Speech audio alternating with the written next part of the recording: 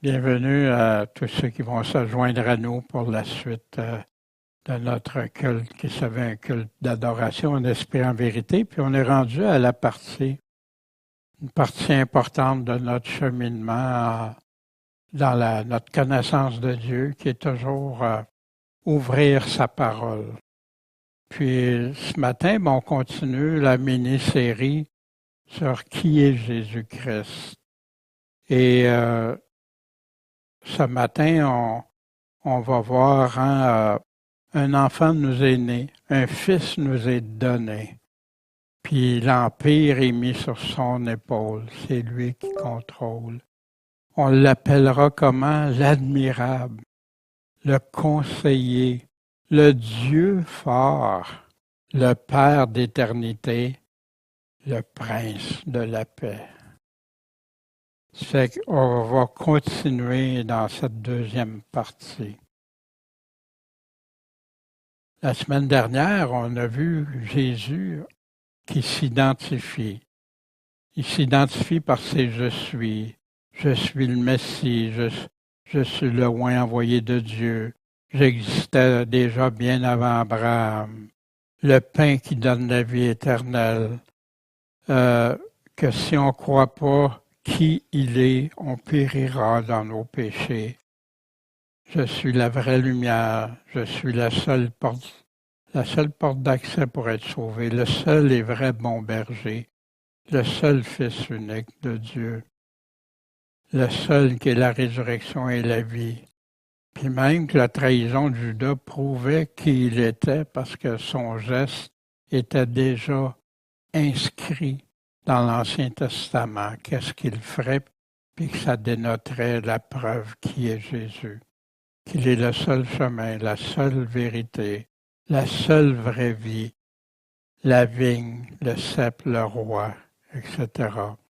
On a vu aussi que simplement dans la révélation de Jésus-Christ, l'Apocalypse, l'alpha, l'oméga, Jésus est le Tout-Puissant. Je suis celui qui scrute les reins et les cœurs. Qui peut faire ça sinon Dieu? Le premier et le dernier des titres attribués à l'Éternel, à Dieu, dans l'Ancien Testament. Le rejeton et la lignée de David qui était promis, qui arriverait, l'étoile du matin. Ces titres, ces noms, ces attributs, ils ne peuvent pas être utilisés pour décrire autre chose que Dieu et sa nature. Puis le « je suis » était tellement important. S'ils me disent quel est son nom, qu'est-ce que je vais leur dire? Dieu a dit à Moïse, « Je suis qui je serai. » Jésus est qui a été, qui je serai. Tu parleras ici, « Je suis m'envoyer vers vous. » Puis si Dieu a déterminé lui-même son nom, que seul Dieu peut l'utiliser, tel qu'il l'a choisi, tel qu'il l'a mis à part, sanctifié pour s'identifier à son peuple, qui d'autre pourra changer quoi que ce soit à ça? Je vais laisser le soin à Michel de nous lire le psaume 45, s'il vous plaît. Au maître chantre, Maskil, cantique. Des enfants de Corée, cantique nuptial sur Shoshanim, l'hélice. Mon cœur bouillonne pour prononcer une parole excellente. Je dis, mon œuvre sera pour le roi. Ma langue sera comme la plume d'un écrivain habile. Tu es plus beau qu'aucun des fils des hommes. La grâce est répandue sur tes lèvres. Aussi, Dieu t'a béni à jamais. Héros, saint à ton côté, ton épée, ta parure et ta gloire.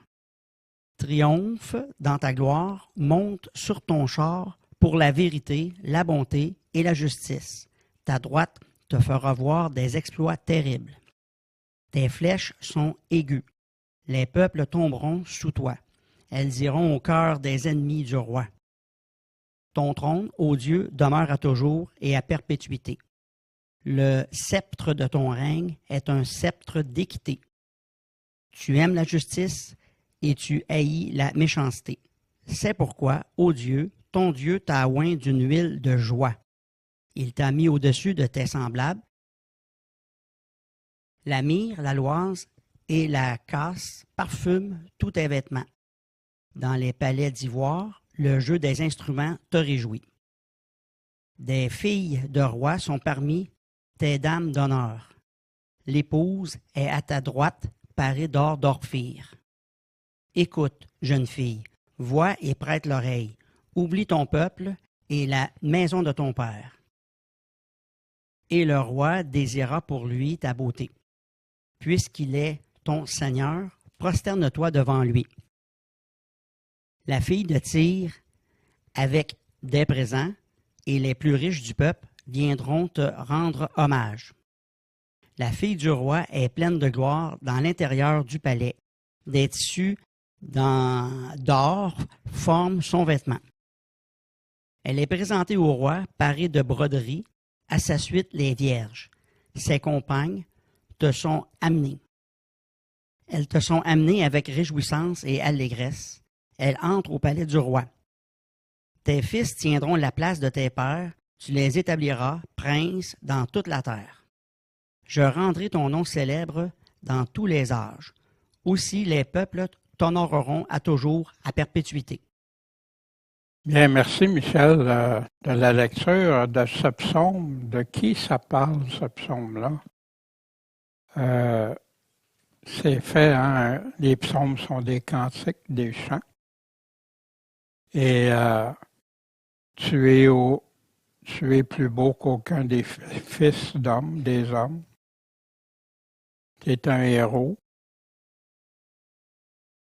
Monte sur ton char pour la vérité, la bonté et la justice, qui est répété un peu partout à travers la Bible pour Jésus-Christ même. Ta droite fera avoir des exploits terribles. Ben, on voit ce que Jésus-Christ, à son retour, va faire. Les peuples tomberont sous toi. Et voici pourquoi on peut être sûr à 100% que c'est Jésus-Christ. Ton trône, ô Dieu, demeure à toujours et à perpétuité. Le sceptre de ton règne est un sceptre de justice, d'équité. Tu aimes la justice, tu haïs la méchanceté. C'est pourquoi, ô Dieu, ton Dieu t'a oint d'une huile de joie. Un passage qu'on va revoir tantôt dans le message. Il t'a mis au-dessus de tes semblables. Puis, je rendrai ton nom célèbre dans tous les âges. Aussi, les peuples t'honoreront à toujours, à perpétuité, pour l'éternité. Amen. Et merci, Michel, de la lecture.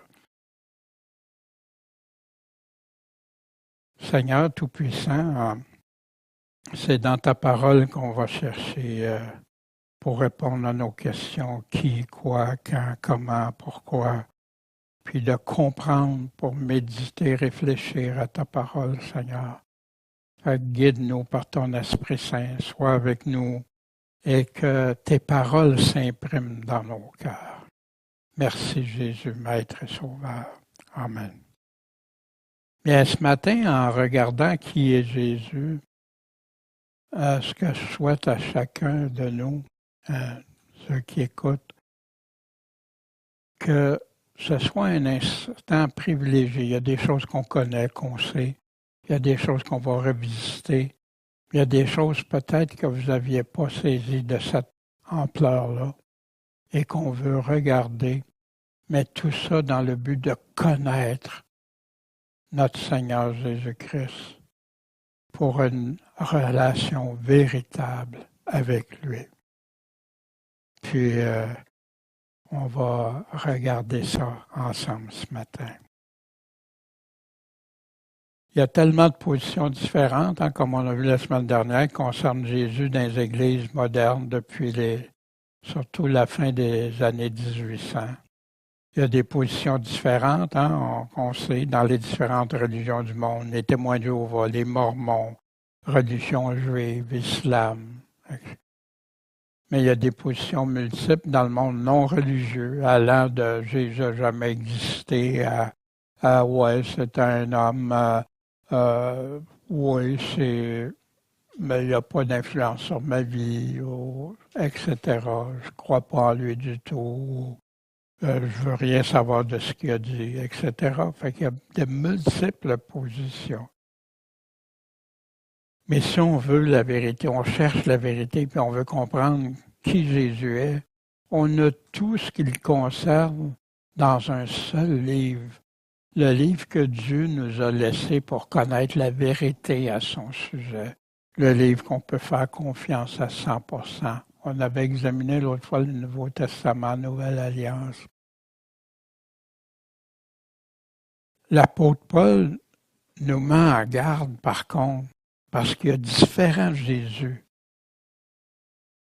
qui existent, qui sont enseignés, qui sont présentés. Des Jésus différents qui ne sont pas le seul vrai et unique Jésus. Voici ce que Paul disait aux Corinthiens, à une église. Je suis jaloux de vous d'une jalousie de Dieu. Pourquoi? Parce que je vous ai unis à un seul époux pour vous présenter à Christ comme une vierge chaste, sans défaut, dans la fidélité et la pureté. Mais je crains que comme le serpent a séduit Ève par sa ruse, vos pensées se corrompent en se détournant de la simplicité qui est en Christ. Pourquoi les gens ont tant besoin de théologie et toutes sortes d'histoires? Car si quelqu'un vient et vous prêche un autre Jésus que celui que nous vous avons prêché il y a 2000 ans par les apôtres, par la Bible, ou un autre esprit que vous avez reçu, ou un autre évangile que celui que vous aviez embrassé, vous l'endurez fort bien. Puis un peu plus bas, il parle de ceux qui enseignent des choses comme ça. Des tels hommes sont des faux apôtres, des ouvriers trompeurs. Ils se déguisent en apôtres de Christ. C'est pas étonnant parce que Satan lui-même se déguise en ange de lumière, en messager de lumière. Il n'est donc pas surprenant que ces ministres se déguisent aussi en ministres de justice. Mais leur fin sera selon leurs œuvres. Jésus nous a parlé des loups ravissants. Jésus avertit, plusieurs viendront en mon nom et diront, je suis le Christ, puis ils vont en séduire plusieurs. Combien viennent dire que c'est Jésus-Christ qui parle au travers d'eux? Mais c'est drôle, ils ne prennent pas toutes les paroles de Jésus. Ils en ajoutent ou ils en suppriment. Bien, la divinité de Jésus-Christ est établie longtemps avant sa première venue.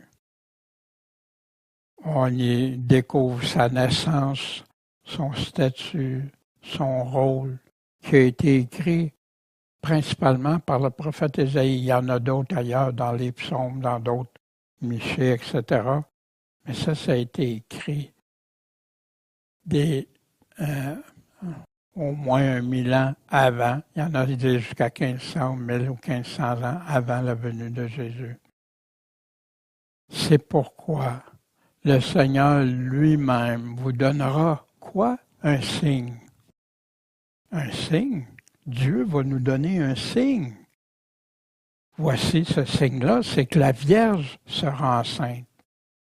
Puis elle va enfanter un fils, puis lui donner le nom d'Emmanuel, Dieu avec nous, qui veut dire Dieu avec nous. Déjà, bien avant la venue de Jésus-Christ. Et on a vu cette concrétisation-là quand l'ange avertissait Joseph, qui voulait se séparer de sa fiancée, qui était vierge, Marie. Elle enfantera un fils. Tu lui donneras le nom de Jésus, qui veut dire sauveur. C'est lui qui va sauver son peuple de leurs péchés. Puis tout ça est arrivé pour que s'accomplisse ce que le Seigneur avait dit en ces termes par le prophète Ésaïe, qu'on vient de lire. Voici, la Vierge sera enceinte, elle enfantera un fils, et on le nommera Emmanuel, ce qui signifie Dieu avec nous. Ouais, il y a des noms, des titres que Jésus a. On va voir ça tantôt. Mais voici un passage qui, moi, au début de mes recherches, quand j'avais fait des recherches, une enquête de ma vie, trouvé qu'est-ce que c'est vrai la Bible? Je peux-tu avoir confiance? Puis j'avais fait mes recherches, une enquête le plus poussée possible dans l'archéologie, les prophéties, plein de choses qui me démontraient que ce que c'était écrit, c'était vrai. Puis, mais je doutais de Jésus-Christ quand il disait qu'il était Dieu, qu'il affirmait des choses qu'il présentait comme étant Dieu à un homme. J'ai eu de la difficulté. Mais je disais, Dieu, je ne veux pas arriver à la fin de ma vie puis que j'aille adorer un faux Dieu. Tout à coup, mais moi j'étais comme Thomas. Il fallait que j'aie la certitude pour ne pas arriver à la fin de mes jours puis avoir erré sur un autre chemin, une fausse route. Fait que, puis, vous savez, j'ai à Dieu, Dieu, je sais que tu existes. Si c'est ton fils qui est Dieu, comme il dit, je te demande pardon, je ne suis pas rendu là, mais aide-moi, montre-moi-le. Puis je suis tombé sur ce passage. Un enfant nous est né, un fils nous est donné. L'empire, la royauté est mis sur son épaule. C'est lui le maître, le roi des rois, Seigneur des seigneurs. On va l'appeler l'admirable, le conseiller, celui qui, les conseils qu'il donne, c'est vrai, c'est 100%. Mais quand je suis arrivé, le Dieu fort, le Dieu tout-puissant, et là, wow, le Père d'éternité, le Prince de la paix, c'est qui ça? C'est un enfant, un fils nous est donné. C'est lui qu'on appelle comme ça. Puis pour accroître l'empire, le royaume, pour donner une prospérité sans fin, éternelle.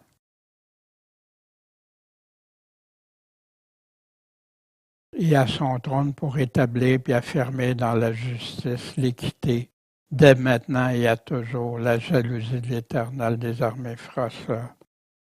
Là, j'ai fléchi le genou. Puis j'ai compris aussi quand Jésus disait, ben si vous doutez, ben mettez en pratique mes paroles pour voir si c'est vrai. Puis je l'ai fait. Puis à chaque fois, Dieu m'a prouvé. Au travers de la parole de Dieu, Jésus est appelé par plus qu'une cinquantaine de noms et titres différents. La même chose, Dieu le Père, Dieu le Fils. T'appeler Seigneur, Sauveur, Maître, Jésus, Christ, Conseiller, Avocat, Père éternel, le premier, le dernier. Hein? La parole de Dieu, le Fils de Dieu, le Fils de l'homme qu'on verra éventuellement. Voici un autre qui est assez intéressant dans Jérémie 23. Voici, les jours viennent, dit l'Éternel. Je susciterai à David un germe juste. Il régnera en roi. Puis on sait que Jésus est de la descendance de David. Il prospérera. Il exercera le droit et la justice sur la terre. Avez-vous vu quelqu'un qui fait ça? Il y a juste Jésus, hein? Puis il va l'exercer à sa deuxième retour. Entre-temps, c'est ses enfants qui vivent dans la justice. En ces jours, Juda va être sauvé, puis Israël habitera en assurance. Et voici le nom dont on l'appellera, l'Éternel, notre justice. Pas ce que ça vous fait, mais quand tu sais de qui on parle, wow! Qui d'autre peut être le prince de la paix parce qu'il va être appelé le prince de la paix? Voici dans Ésaïe 53, écrit encore il y a bien longtemps avant la venue de Jésus. Qui a cru à notre message? Et à qui le bras de l'Éternel a-t-il été révélé? Pourtant, il était méprisé, délaissé des hommes, homme de douleur, connaissant la souffrance, comme un homme devant qui on se couvre le visage, tellement méprisé qu'on n'en faisait aucun cas. Cependant, il a porté nos maladies, Jésus a guéri, il s'est chargé de nos douleurs, et nous pensions qu'il était frappé de Dieu, battu puis affligé, mais il a été meurtri pour nos péchés, frappé pour nos iniquités.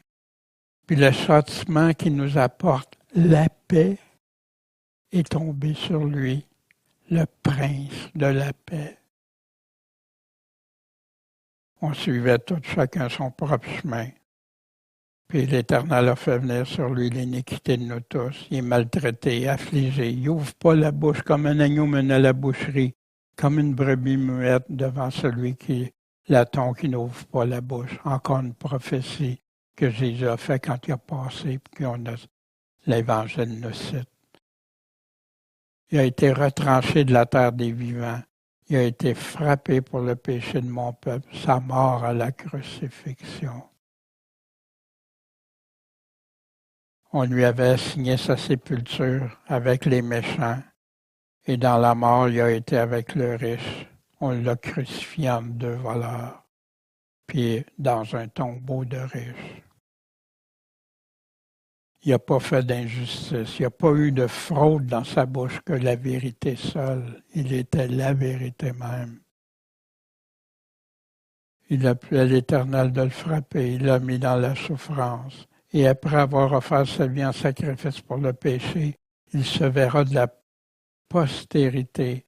Il va prolonger ses jours, puis le bon plaisir de l'Éternel prospérera entre ses mains.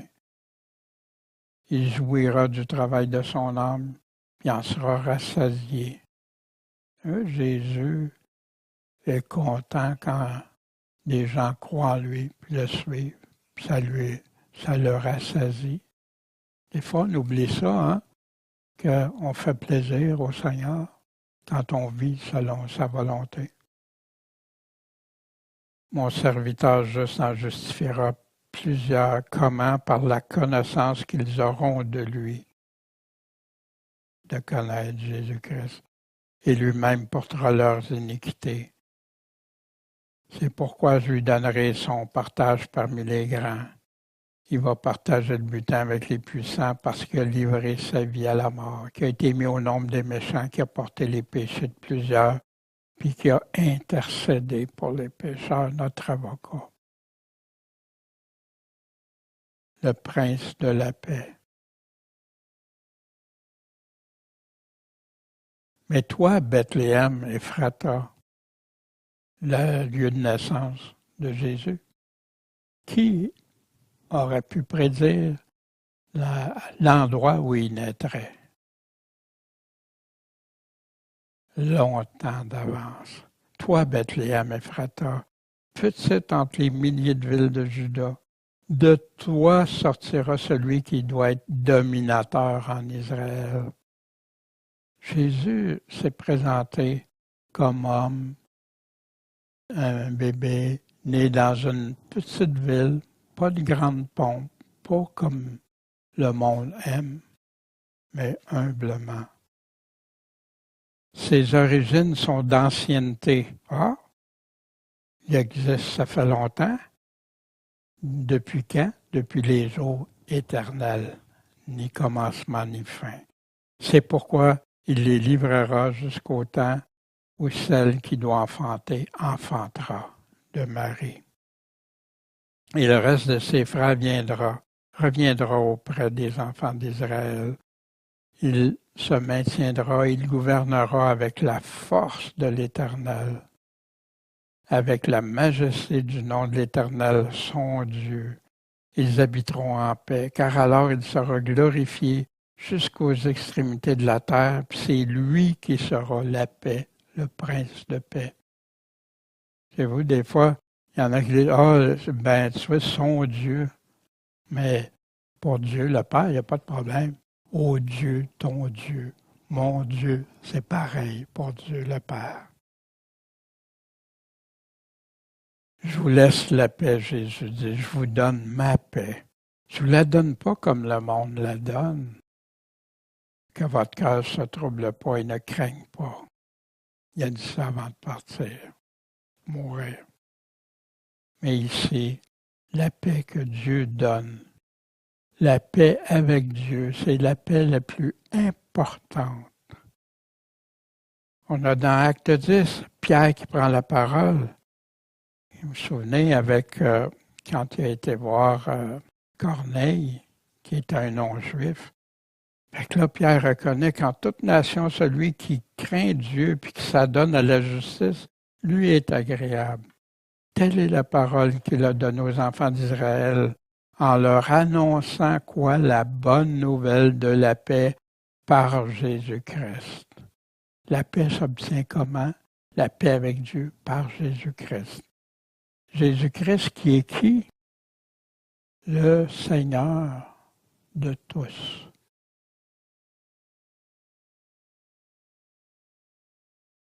La divinité de Jésus nous a si clairement parlé, la parole de Dieu à maintes reprises. On ne les voit pas toutes ce matin parce que ça finirait pas.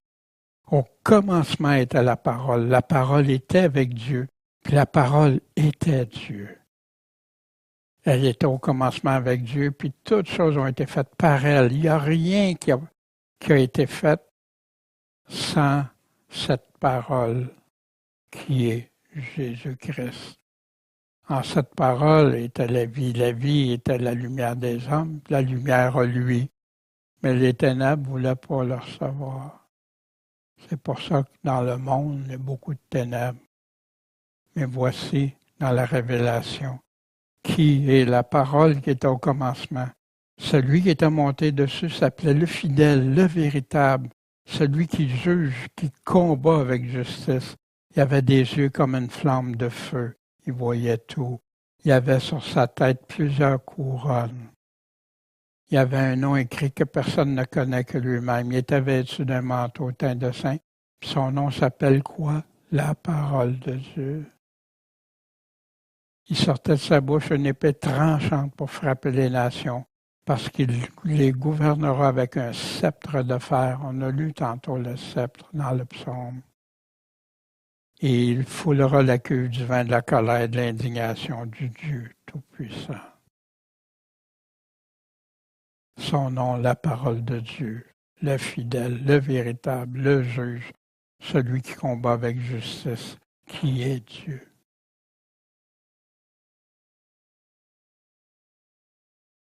Et maintenant, il était là au commencement. Glorifie-moi, Père, auprès de toi, de la gloire que j'avais auprès de toi avant que le monde existe. C'est Jésus qui dit ça dans Jean 17.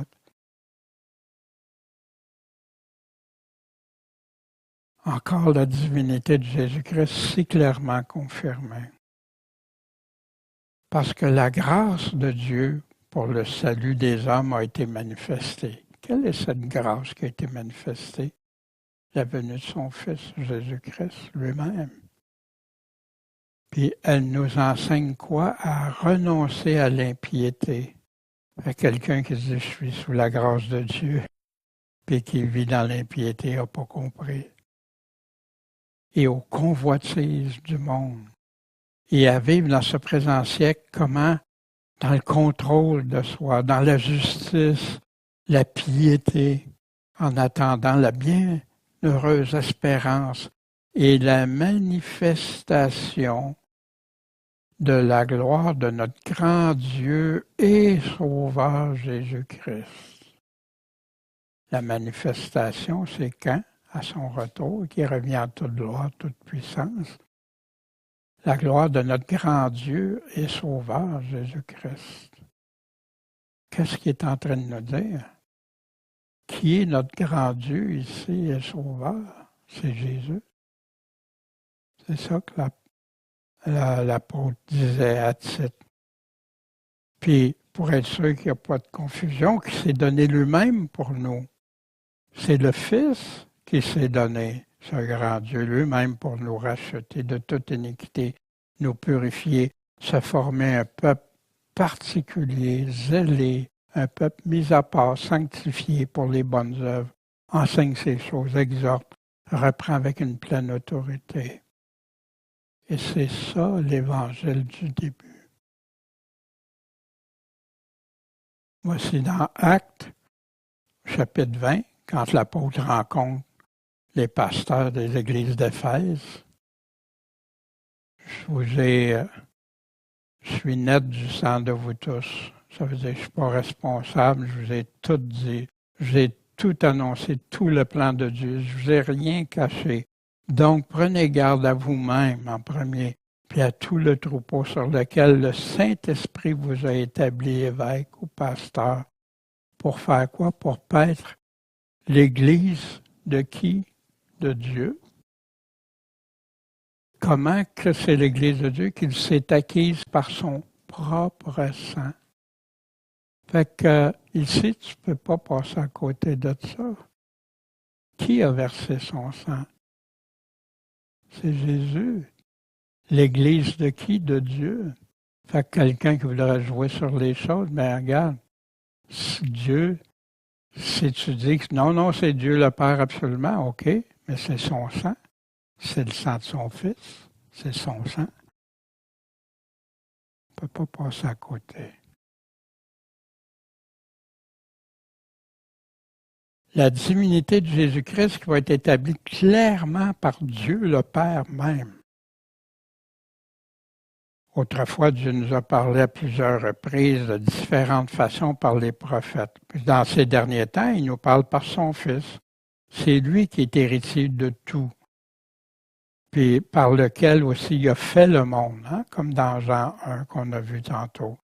Et qui étant la splendeur de sa gloire et l'empreinte de sa personne, du Père Jésus, c'est ça qu'il est. Et soutenant toutes choses, comment? Par sa parole puissante. On en discutait tantôt, Michel nous parlait. Ayant opéré par lui-même la purification de nos péchés, puis après, il a été s'asseoir à la droite de la majesté divine dans les lieux très hauts.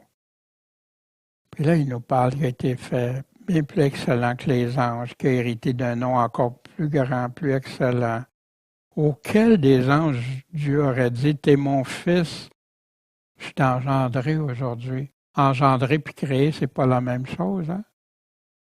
Puis engendré, Jésus a été engendré sur terre comme homme. On verra ça, fils de l'homme, fils de Dieu. Et encore, je serai son père, il sera mon fils. À qui d'autre qui a dit ça? Puis quand il a introduit de nouveau sur la terre le premier-né, il dit que tous les anges de Dieu l'adorent. Un seul Dieu tu adoreras. Mais quant au Fils, au lieu des anges, quant au Fils, qu'est-ce qu'il a dit? Qu'est-ce que le Père a dit? Ô Dieu, ton trône demeure au siècle des siècles, l'éternité. Et le sceptre de ton règne est un sceptre d'équité. Tu as aimé quoi? La justice, mais tu as haï l'injustice, l'iniquité. C'est pourquoi, ô Dieu, le Père qui dit ça au Fils, ô Dieu, ton Dieu t'a oint d'une huile de joie au-dessus de tes semblables. Des passages, ça, qui établissent clairement. Puis c'est important parce qu'aujourd'hui, le monde chrétien est confronté à toutes sortes de croyances, même parmi d'autres chrétiens évangéliques. Il y en a qui doutent, il y en a qui ne savent même pas leur foi et même pas fondée sur le roc solide.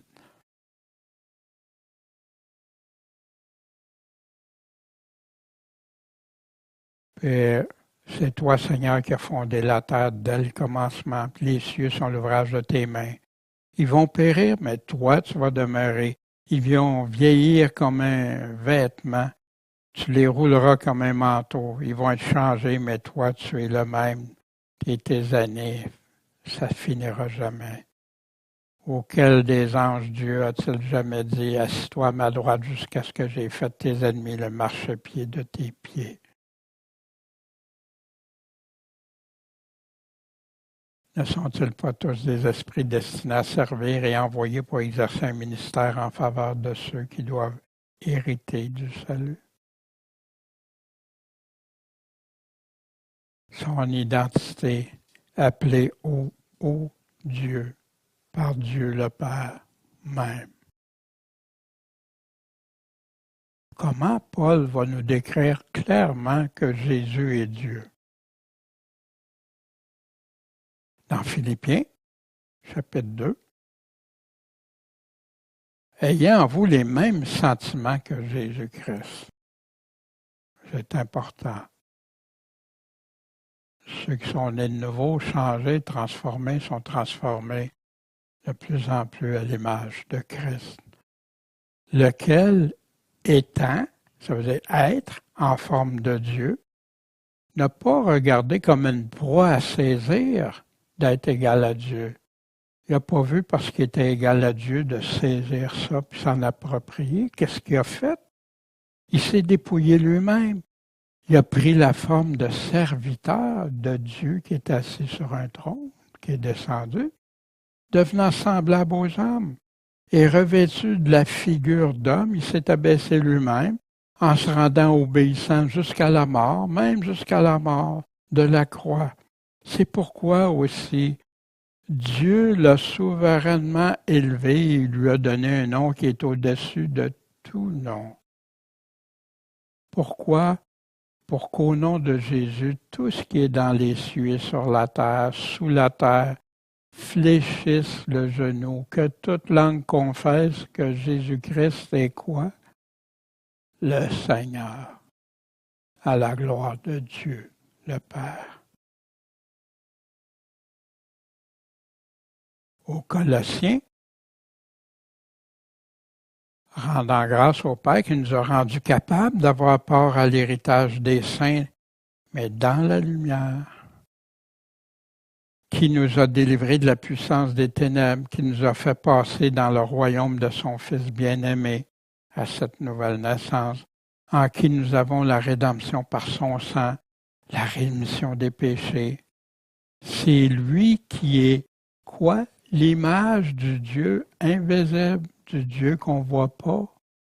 Mais Jésus est l'image, le premier-né de toutes les créatures. Avant toute création, Jésus est là. C'est lui qui est l'image du Dieu invisible.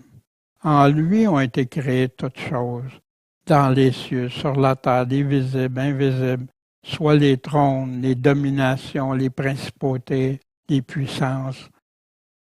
Tout ça, c'est Dieu qui est en arrière. C'est pour ça que, comme chrétien, on doit faire attention avant de critiquer ou de choses. On peut ne pas être d'accord avec plein de choses qui surviennent par ces dominations-là, mais c'est à Dieu qu'ils vont répondre, pas à nous. Tout a été créé par lui et pour lui. Il est avant toute chose et toute chose subsiste par lui. C'est lui qui est la tête du corps de l'Église. Mais juste avant, si tout subsiste par lui, c'est important de connaître quand Jésus dit « je vous connais » ou « je ne vous connaîtrai pas » quand il va revenir. Toute chose, c'est par lui que ça passe. C'est lui qui est la tête du corps de l'Église. C'est le commencement, le premier-né d'entre les morts. Pourquoi le premier-né? C'est le premier qui est ressuscité, puis les autres sont en attente au retour, à son avènement, l'enlèvement et tout ça, que là, il va avoir la première résurrection. Il va avoir la même résurrection que Jésus, pas de résurrection comme quand il a ressuscité Lazare, le premier. Et voici, il n'y a plus à Dieu de faire habiter quoi? Toute plénitude en lui. Pourquoi tu as besoin d'aller voir ailleurs quand tout est rempli en lui? Complètement. et de réconcilier par lui toutes les choses avec soi, ayant donné la paix par le sang de sa croix, tant aux choses qui sont sur la terre qu'à celles qui sont dans les cieux. Voici Paul, dans la lettre aux Romains, au chapitre 9, 5, qui descendent des pères, de qui est sorti selon la chair, qui est venu en chair, Christ qui est qui? Dieu au-dessus de toutes choses, béni éternellement. Amen. Encore des doutes? Paul a parlé clairement de la divinité de Jésus. La divinité établie depuis toujours. On sait que quiconque est né de Dieu pêche pas. Puis s'il pêche, il y a un avocat, puis il se repent, puis il va le voir. Mais celui qui est né de Dieu se conserve lui-même. Puis le malin ne te touche pas parce que tu résistes. On sait que nous sommes de Dieu et que le monde entier est plongé dans le mal. On sait aussi que le Fils de Dieu est venu et il nous a donné l'intelligence pour connaître le véritable, le vrai. Et nous sommes en ce véritable. C'est quoi être en son véritable? En son Fils Jésus-Christ. Son Fils Jésus-Christ, c'est lui qui est le Dieu véritable et la vie éternelle. Ça, c'est la conclusion de la première lettre de Jean. Pas l'Évangile, mais sa première lettre, la première des 3 lettres à la fin. Mais il continue. Petits enfants, gardez-vous de quoi des idoles? Mais pourquoi il met ça là? Après avoir parlé qui est le Dieu véritable, puis la vie éternelle, il nous laisse ça. Parce que c'est lui le Dieu véritable, Jésus-Christ. Mais vous souvenez-vous, tantôt on a lu le passage que Paul nous disait, « Je vous ai uni un seul époux pour vous présenter à Christ comme une vierge chaste. » Pas de choses diluées dans notre foi. Mais je crains que comme le serpent séduit Ève par sa ruse, vos pensées se corrompent aussi en se détournant de la simplicité qui est en Christ. Est-ce que ce n'est pas écrit simplement ce que Christ est, qui il est? En abaissant la divinité de Jésus-Christ ou en la mettant comme en dessous, qui va lui obéir à 100%? Ou s'il va choisir d'obéir à ce qui lui tente le plus? Mais quand tu réalises qui est Jésus-Christ, puis quand il parle l'importance, s'il venait quelqu'un qui vous prêche un autre Jésus que celui que l'Évangile nous a prêché, les apôtres nous ont prêché il y a 2000 ans, ou un autre esprit, un autre Évangile, vous le supportez, vous l'endurez bien. Je vais aborder quelque chose qui pour moi a fait une grande différence dans le monde évangélique. Pourquoi plusieurs se sont mis à douter de la toute-puissance de la divinité de Jésus-Christ. On va commencer par voir le mot « théos » dans le dictionnaire de Bible Online. C'est le numéro 2316 de Strong qui nous dit théos, une divinité, spécialement avec l'autre mot 3588, la suprême divinité. Puis ça apparaît seulement 3 fois, ça, dans 1 Timothée 1,4, Apocalypse 3,12, puis Apocalypse 14,10. Fait que c'est pas, en tout cas, j'ai pas compris pourquoi spécialement avec ça. Mais dans Louis II, c'est souvent traduit par Dieu, Dieu au pluriel, Seigneur, Christ, ça, celui, ou non traduit 1348 fois. Fait que là, on nous dit que ça peut être un Dieu, une déesse, nom général des divinités, la divinité, la Trinité, Dieu le Père, première personne de la Trinité, Christ, la seconde personne de la Trinité, Saint-Esprit, troisième, se dit du seul et vrai Dieu. en référence aux choses de Dieu, ses conseils, ses intérêts, ce qui est dû à Dieu. Tout ce qui peut d'une certaine manière être comme Dieu, ce qui lui ressemble sur certains points, ce qui représente Dieu, comme les magistrats et les juges. Avec toute une longue définition où c'est ajouté des mots comme ça, celui, etc. Dans le dictionnaire Strong, l'autre fois, qui était en anglais, bien sûr, une divinité, spécialement avec le 3588, la suprême divinité. Mais figurativement, ça peut être un magistrat. Puis dans le monde hébreu, c'est Dieu ou les choses de Dieu. Je ne sais pas si vous voyez une différence entre la longueur d'explication d'un, dans laquelle on a rajouté de la théologie, plutôt que juste des définitions bibliques. Au sens propre, c'est toujours utilisé pour Dieu ou divinité. Le mot théos, dans le Nouveau Testament, on a ça, Matthieu 1, 23, nom d'Emmanuel qui signifie Dieu, c'est le numéro 2316, hein, le mot qui est utilisé dans le texte. Dans Abraham, Dieu, hein? Pourquoi je vous montre ça? On va voir dans quelques instants. Fait que 2316, en tout cas, sur les 1348 fois, c'est Dieu, etc., etc. Le mot théos, 2316, apparaît aussi 87 fois dans la révélation de Jésus-Christ, dans l'Apocalypse. C'est toujours pour dire Dieu. Je vous déclare à quiconque entend les paroles de la prophétie de ce livre, si quelqu'un ajoute quelque chose, Dieu, 2316, va les frapper des fléaux décrits dans ce livre. Dieu va envoyer les fléaux à ceux qui vont ajouter quelque chose. Puis si quelqu'un retranche quelque chose des paroles du livre de cette prophétie, ben Dieu va retrancher sa part de l'arbre de vie et de la ville sainte qui sont décrits. Fait que c'est pourquoi qu'on examine ça? Quelle importance ça peut avoir?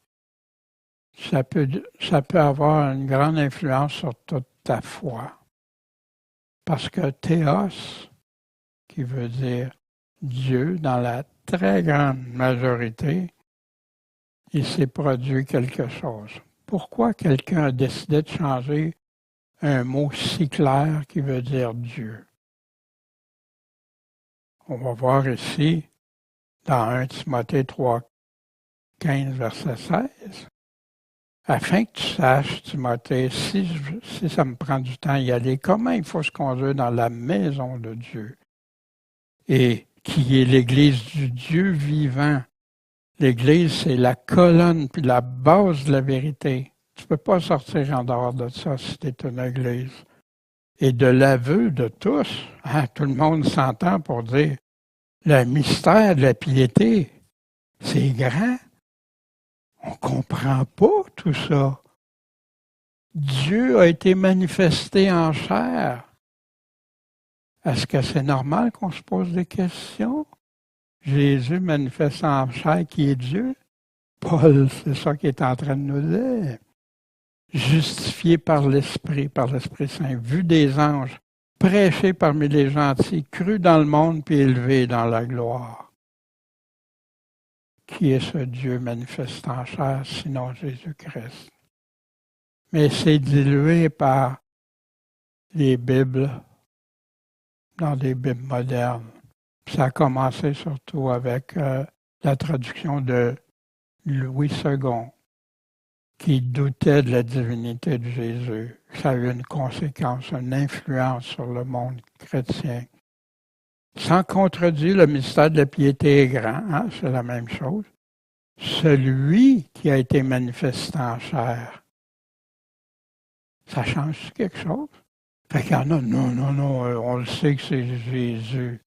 Mais pourquoi le mot qui dit Dieu, tu le changes par celui? Savez-vous qui a été très content? On a le fondateur des Témoins de Jéhovah.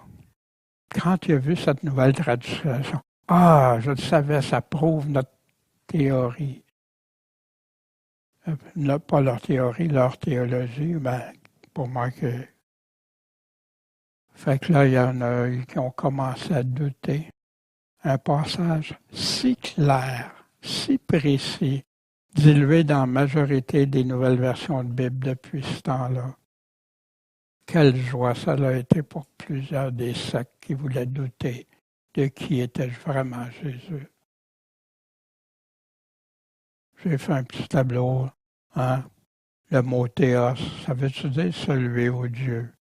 Ben, quand il plut à Dieu dans la version Jean-Frédéric Osterwald, qui est encore utilisée beaucoup en Europe, comme étant les versions de Bible, Esterval et Martin, qui ont été pour la chrétienté française, les Bibles sur lesquelles les gens ont bâti leur foi, ont basé leur foi, puis ont été prêts à faire beaucoup, contrairement à ce qu'on voit aujourd'hui dans l'apostasie, comment c'est dilué.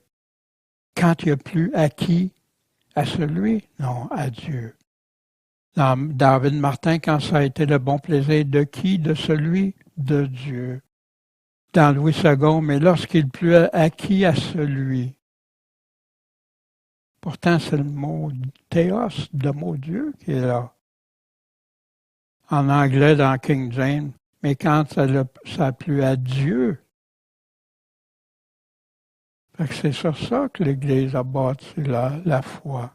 Puis on dit tout d'un coup que non, on a une meilleure théorie, on trouve soi-disant des meilleurs manuscrits, mais qui viennent. Il y a juste 5 de ces manuscrits-là qui viennent écraser les 95 d'autres foi de la chrétienté. Fait, et voici, ça c'était dans Galates. Les deux places où le mot Dieu a été changé par celui dans la version seconde et les versions modernes. Mais celui, moi, qui m'avait le plus concerné, le mystère de la piété grand, Dieu a été manifesté en chair. Dieu a été manifesté en chair. Celui qui a été manifesté en chair. Oh, ben, c'est pas si grave, on le sait que c'est. Ah, ouais? Essaye d'expliquer ça à quelqu'un. Alors que le mot Dieu était si clair, la simplicité de Christ. En anglais, God was manifest in the flesh. Dieu manifesté dans la chair. C'est terrible, je crois. Mais je laisse ça au soin de. Puis c'est pour ça qu'on avait fait une étude approfondie sur les versions de Bible, qui est disponible sur le site. Mais il y a des gens qui s'offusquent parce qu'ils pensent qu'on parle contre la Bible. Loin de là, on veut justement garder la Bible telle qu'elle était. 95% des manuscrits qui confirment la même chose, contre un petit 5% des manuscrits découverts avec des histoires assez bizarres des fois.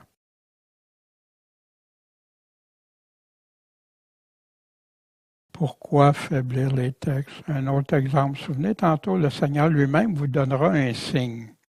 Voici, la Vierge sera enceinte. Voici, une Vierge sera enceinte. Arrive dans Louis II, le Seigneur lui-même vous donnera un signe. C'est quoi ce signe-là? J'ai hâte de le savoir. La jeune fille deviendra enceinte. Quel signe? Est-ce que c'est pas comme ça que naissent des millions d'êtres? Une jeune fille qui devient enceinte? Est-ce que ça dilue? Puis bien sûr en anglais, a virgin, une vierge, concevra un enfant.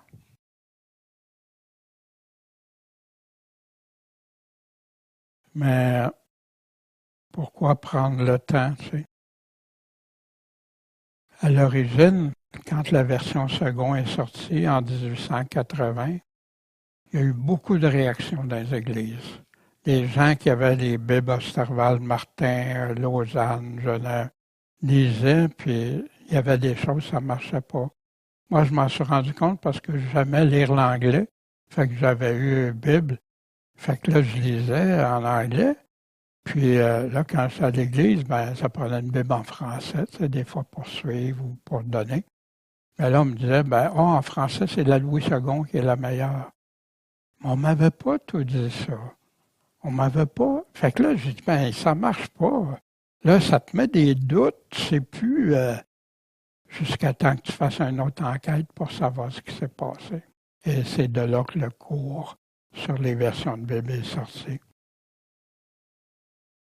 Mais tellement que les Bibles n'ont pas pris la version Louis II. Puis Louis II a dit, vous ne touchez pas à ma version, juste après ma mort. Fait que c'est pour ça en 1910, une nouvelle version est sortie, en gardant plein d'erreurs, en affaiblissant les textes à plusieurs endroits. Puis les églises, mais la génération passée n'était plus là. C'est une nouvelle génération. Puis là, on est arrivé avec des textes soi-disant Maillard, Tischendorf, une histoire abracadabrante pour ce fameux manuscrit. Encore, ça va de plus en plus loin. Où est passée l'épée tranchante, qui est claire, qui est simple, qui nous dirige? Quand Jésus lui-même nous dit que l'homme ne vivra pas de pain seulement, mais de toute parole qui sort d'où de la bouche de Dieu. Mais si je me mets à manipuler ces paroles, à changer ces paroles, à les affaiblir, quelle nourriture j'ai? Puis je ne suis pas en train de condamner parce que tu peux lire des Bibles puis tu vas trouver dans chaque version des choses qui sont correctes, mais tu as plein d'endroits qui sont importants pour la foi chrétienne qui ont été manipulés. En conclusion pour ce matin, Jésus a confirmé qu'il était Dieu, Dieu issu du Père, tel qu'il a été annoncé bien avant sa première venue. Jésus nous a dit, moi et le Père, on est quoi? Un. Qu'est-ce que ça veut dire, un? Ben, vous savez, on va y revenir, là. Mais un, c'est, souvenez, une seule chair, un seul esprit. Qu'est-ce que ça veut dire? Voici Jésus à Philippe. Philippe dit, Seigneur, montre-nous le Père, puis ça va nous suffire. Jésus répond, il y a si longtemps que je suis avec vous, puis tu ne m'as pas connu. Hein? Là, c'est quoi la question de Philippe? Montre-nous le Père.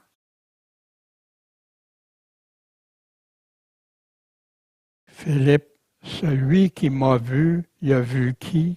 Le Père. Donc, comment tu me dis, montre-nous le Père? Tu crois pas que je suis dans le Père et que le Père est en moi? On est un. Croyez-moi quand je dis que je suis dans le Père et que mon Père est en moi. Sinon, si vous voulez garder des doutes encore, ben au moins, croyez avec les œuvres mêmes. Guérir des malades, ressusciter des morts, pardonner les péchés, donner la vue aux aveugles. Qui ça vient de Dieu. Puis d'ailleurs, on voulait le faire mourir parce qu'il disait des choses selon Dieu, puis qui étaient de Dieu. On rajoute à ça toutes les je suis qu'on a vus la semaine dernière. Ô Dieu, ton Dieu. Plein de phrases. Jésus-Christ qui est le Dieu Tout-Puissant. Les positions, les affirmations des apôtres dès le début de la proclamation l'évangile de Jésus-Christ, comme on a vu Paul, Jean, puis plusieurs autres. Être un. On prend mari et femme qui deviennent une seule chair. Ouais, mais on ne comprend pas tout, hein? Et ouais, Dieu dit, on devient une seule chair.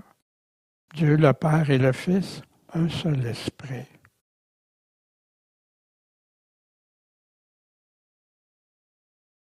Jésus est-il Dieu manifesté en la chair? Qui tu crois? Puis il y a d'autres passages qui en parlent, on en a vu quelques-uns. Oui, c'est un mystère. Paul le confirme, mais il confirme que Jésus est bien Dieu, qui en a les attributs, les noms, les titres. Mais oui, ils ont des rôles distincts, le Père et le Fils, puis même le Fils s'en remet au Père, puis le Père donne des choses au Fils, comme une relation, un Père puis un Fils. Mais des rôles distincts, mais ils sont complémentaires, ils se complètent, puis ils sont indissociables, puis Dieu a donné l'autorité à son Fils. Puis pour toi, quel Jésus as-tu? As-tu le Jésus de la parole de Dieu? Crois-tu qui Jésus est? Mais si tu y crois, il vient tout avec la foi, l'obéissance. La foi de se confier totalement en lui, puis savoir que c'est lui un jour auquel on va faire face. Puis il n'y aura pas d'échappatoire. Mais Dieu veut qu'on lui plaise, puis lui nous aime, puis lui il aime qu'on lui. Quand on vit en conformité à sa volonté, quel bonheur pour Jésus. C'est lui qui va faire prospérer, qui va agrandir son royaume avec des vrais de vrais, des gens qui aiment la vérité, des gens qui aiment la justice, des gens qui aiment le bien, qui haïssent le mal. Puis, es-tu équipé pour répondre toi-même de qui Jésus est? Pour toi-même en premier, es-tu convaincu? As-tu les passages? Ça vient-tu facilement à ton esprit? Les as-tu étudiés? Les as-tu appropriés? As-tu médité? Gardé sa parole?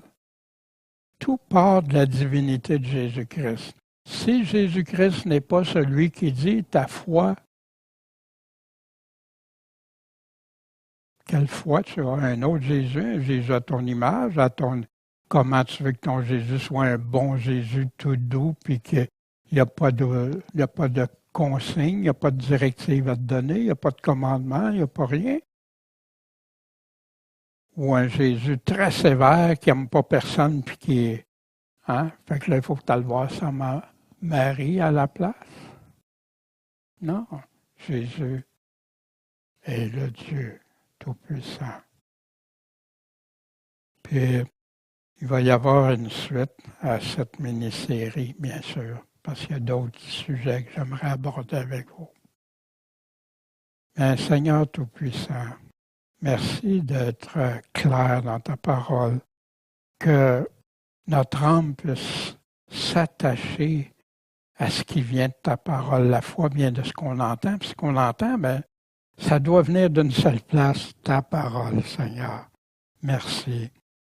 Puis on est béni, Seigneur, quand on croit en qui tu es.